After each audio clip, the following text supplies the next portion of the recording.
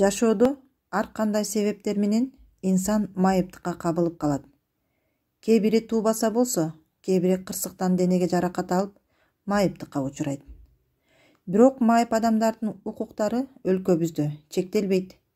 Алар бардык жарандар кандай укуктарга ээ болсо, ошондой укуктарга ээ. Ал эле эмес, тиешелүү социалдык колдоолор көрсөтүлөт. Ден соолугу таза адамдын бардык органдары өз орду менен так иштейт. Бирок керектүү кыймылдарды жасай албаган адамдар да кездешет.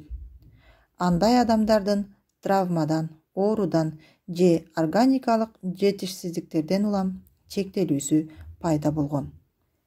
Тегерегиндеги адамдар алардын мүмкүнчүлүгүн эске алса, керектөөлөрүнө жараша ыңгайлашат. Маселен, соода борборлорунда коляскада келгендерге шарт түзүлүшү ылайыктуу. Коомдук транспортто да атайын жабдуулар керектелет.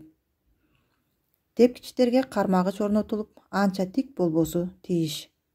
Көзү начарлар тез байкагандай дүкөндөрдүн эшиктерин ачык сыр менен боелгону ылайык. Ден соолугу чектелүү адамдар деле көпчүлүк кишилерде экенин эстен чыгарбоо зарыл. Кыйынчылыктарга моюн сунбай, алардын айрымдары турмушта чоң ийгиликтерге жетишип, белгилүү атак даңктуу болгон учурлары көп. Улуу композитор Людвиг ван Бетховендин кулагы катуу болгон. Бирок бул кемчилик ага жолтоо боло албаган. Ал жараткан музыка дүйнө өлгөндө гана жок болот. Катуу оорудан кийин Американын президенти Теодор Рузвельттин эки буту тең шал болуп калган. Бирок эл аны 4 ирет президенттикке шайлаган. Азыркы кезде ден соолугу чектелүү спортчулардын олимпиадалык оюндары өткөрүлүп турат.